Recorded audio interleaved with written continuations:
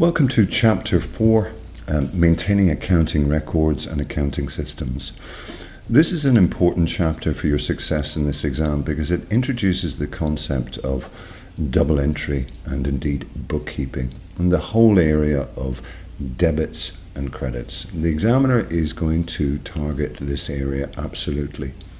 That's the first point. I think the second point is in terms of understanding double entry, in terms of being able to get these questions right, it takes a little bit of time.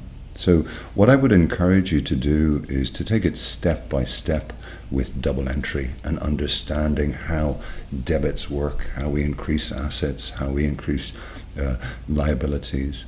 It takes a little bit of time, so don't expect it to drop or for the penny to drop, after a couple of hours of study. We need a fair amount of question practice and just to be patient here. So let's look at the first area for us in this chapter 4. The first area concerns really sort of information and indeed the flow of information. What do we mean by that? Well, we're talking about businesses. We're talking about accounting within businesses. And what we mean by this flow of information really is that we need to move from the transactions that are incurred, whether or not they're sales, bank transaction, purchases, etc., to sort of accurate information. We need to ensure that a business, when it produces its results, that those results are accurate. And the only way to do that is to accurately account for them. Outside of that, when we think about information within a business, obviously there are a number of different forms of transactions. And indeed, these transactions are accounted for in different ways. So, for example, a sale is accounted for differently than a purchase. A bank receipt is accounted differently than a bank payment. So really the idea within accounting is to ensure that we transact correctly, we process correctly, so that the eventual or final financial statements are accurate. A couple of points in relation to the exam, etc. In terms of how information would be presented to you in the exam. And generally speaking, we'll be talking about electronically recording information. We're talking about source documents building through to transactions, journals, and indeed then the financial statements. We obviously need authorization, within a business, and we'll presume that will generally be performed electronically. And then really from transactions and indeed the general ledger, we'll move to sort of the trial balance, reconciliations, and indeed the final financial accounts. Now, these days, obviously, as opposed to when I started in accounting, everything is being done in an automated way or electronically, if you will. And indeed, most accounts are generally filed electronically with various government bodies, whether or not that's a tax authority or another government body. Now, in terms of transactions, if we look at the diagram that I've sort of cut and pasted here, this diagram is very, very good because it sort of gives you a feel for everything that we've discussed so far. If you look at the top of the diagram, we're talking about business transactions, and then right down the bottom, the financial statements. So it's a good idea right now to get a fix on this flow of information. So, for example, a business sets up day one, it incurs payments, it bills sales invoices, it receives, let's say, purchase invoices. Those will flow through in terms of documentation through a computerized accounting system into what we call a general ledger, through to a trial balance and then the financial statements. So, if you will, there's 5 key areas to build indeed a set of financial statements, and everything is really centered on the accurate recording of those business transactions, and indeed secondly the classifying of those business transactions into different areas. So for example, we want to classify stationery purchases with stationery. We want to classify the purchase of equipment with equipment.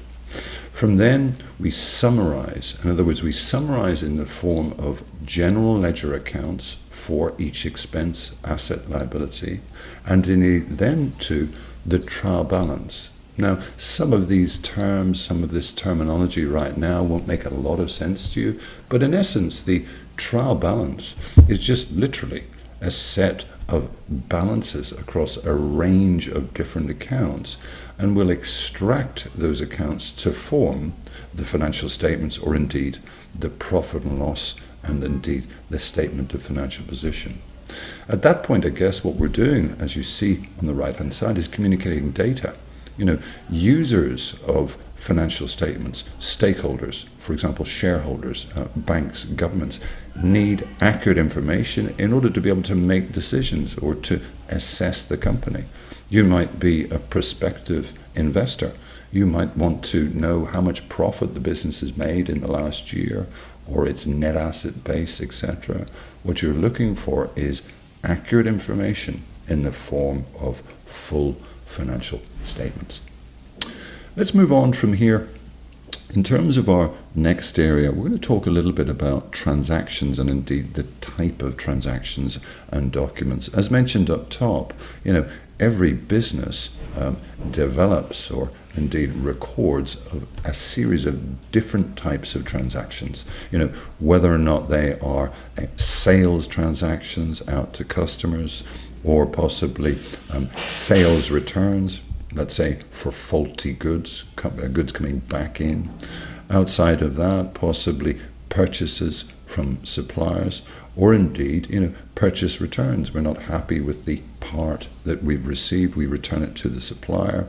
Outside of that, obviously, payments from the bank account or payments from cash, and indeed receipts.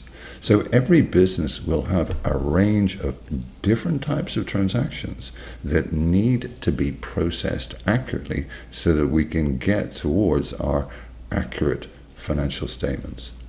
Generally speaking, bookkeepers, or indeed accounts clerks, let's say, are tasked with recording transactions using supporting financial documentation. Whether or not that's a sales invoice, a purchase invoice, a credit note, a check stub.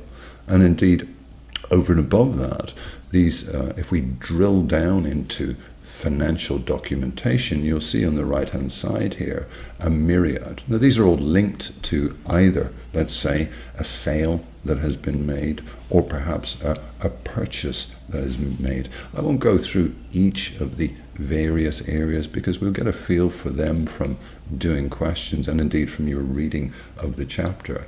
But in essence, the key point here on screen is just that there are so many different types of document that a bookkeeper, or let's say an accounts clerk, will be faced with.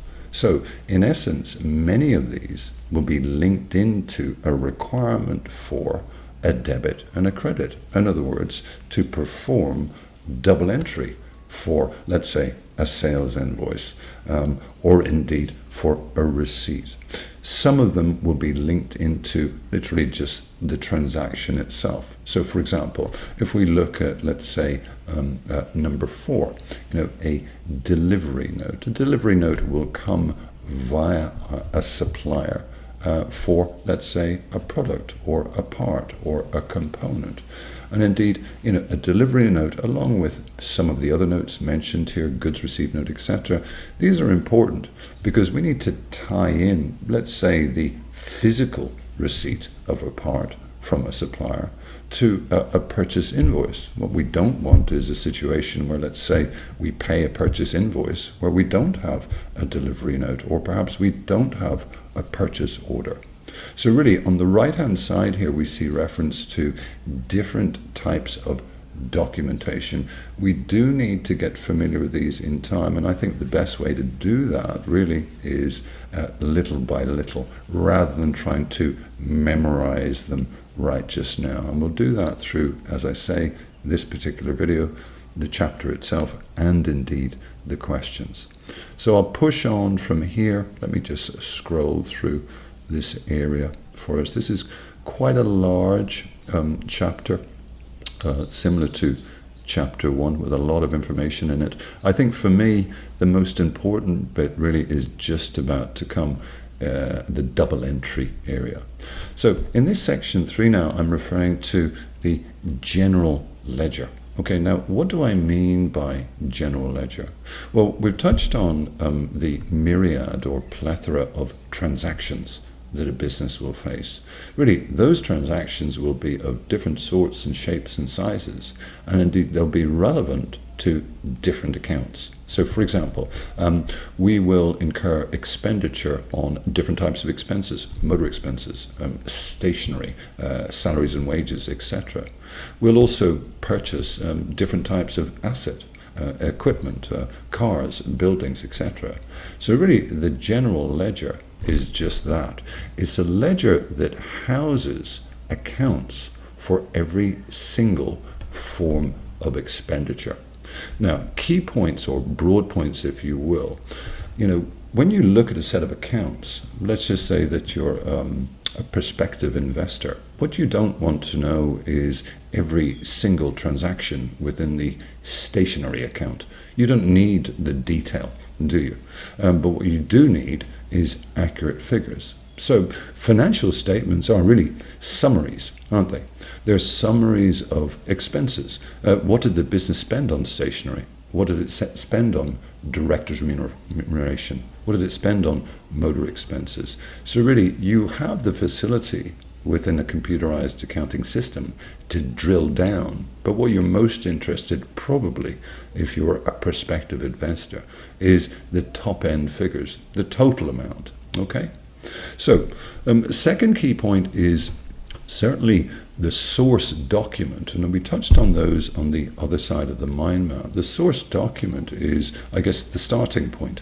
So if I receive a purchase invoice for stationery in from a supplier, that's my source document. And what I need to do is to process that using double entry via the computerized system, or indeed the journal. I'll explain the journal in a moment. Third key point is that really this general ledger account, as I've mentioned, really houses everything. If I was to look, if we had a general ledger from a computerized accounting system in front of us now, it would literally have every single account that's relevant for the business, whether or not it's an asset, a liability, capital, income, or expenses. Now, we'll see as we move down the page to this little diagram here. Let me make it just a little bit bigger for you. Bear with me 1 second.